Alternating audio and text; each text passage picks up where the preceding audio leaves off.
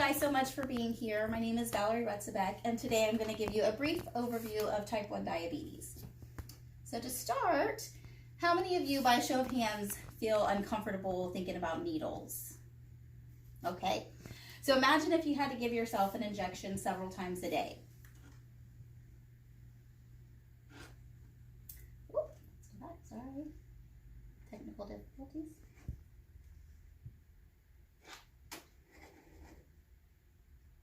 Okay, so today I'm going to give you a brief overview of type 1 diabetes.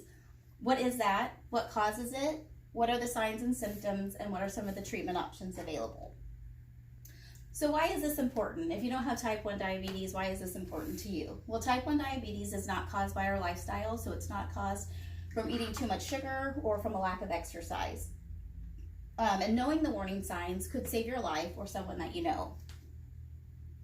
So we're going to take a deeper look, identify some of those warning signs, or actually the warning signs, and some treatment options available. So according to the CDC, they report that 34.2 million Americans have diabetes. Approximately 1.6 million, or 5% of those, have type 1 diabetes. So what is type 1 diabetes? It's an autoimmune condition where the body's own immune system destroys the insulin-producing cells in the body. Well, why is insulin important? Insulin is a hormone that allows the body to use glucose or sugar for energy. So think of insulin as a key that's going to unlock the cell, allow the glucose to come in, and we're going to use it for energy. So in a normal functioning pancreas, when we eat, our body responds to the rise in our blood sugar. The pancreas releases insulin, and it brings our blood sugar down to a normal level. So type 1 diabetes is also known as insulin dependent or juvenile diabetes, and that's because typically it's diagnosed in childhood or in adolescence. However, it can develop at any age. So they're starting to diagnose people in their 20s, 30s, 40s, and 50s with type 1. So type 1 is not preventable, and there is no cure. And they really don't know what causes one's body to attack itself, but the CDC suggests that certain genes may predispose somebody to develop type 1 diabetes, and that an environmental trigger such as a virus may play a part in the development. So once that autoimmune process starts to develop, it can take months to years before symptoms may appear. But once they appear, they can be severe. So these are some of the warning signs. One is extreme, unquenchable thirst. You are just so thirsty. You're going to have frequent urination. Well, for one, you're drinking more, but your body's also trying to rid itself of that excess glucose. Unintended weight loss, fatigue, blurry vision, or a few fruit or sweet-smelling breath. Some advanced signs that are going to accompany the warning signs could be stomach pain, nausea and vomiting. Again, your body's trying to get rid of that excess glucose, rapid or heavy breathing, and loss of consciousness. So typically when these signs are present, a lot of times somebody may be in what's called DKA, or diabetic ketoacidosis. That's a lot of times when people actually find out that they have type 1 diabetes. And Beyond Type 1 explains that DKA is when our body has so much glucose, we don't have enough insulin to access the glucose, that our body starts to look for other ways to gain energy, and we do that by breaking down fat, which then comes in that unintended weight loss, but then it also releases ketones in the body, which then causes our blood to be acidic. So if this is left undiagnosed or untreated, it can be fatal. So if you start to see any of these warning signs, contacting your health provider for a simple blood test or sugar test, a little finger stick, or checking the urine can confirm a diabetes diagnosis.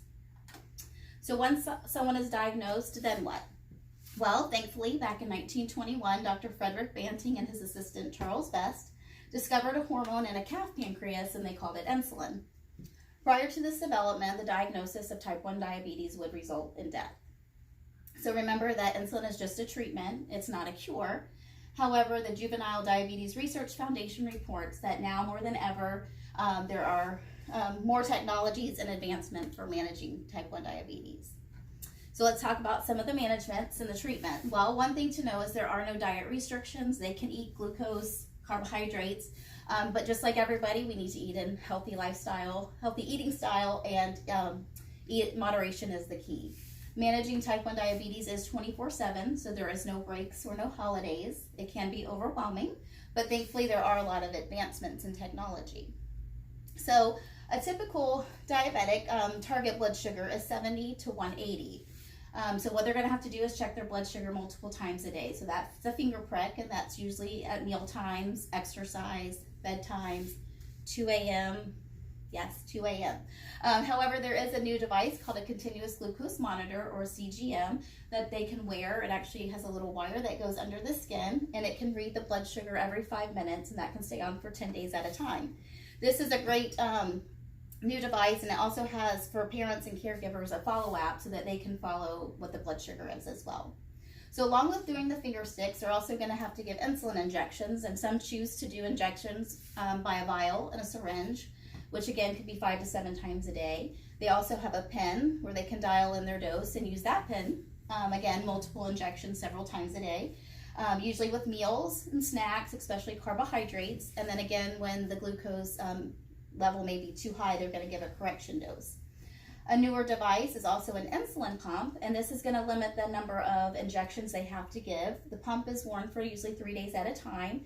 It is a device that's either attached to the skin or has a tubing that goes to the skin, and it will secrete, or they'll put in their dose and it'll give them the insulin.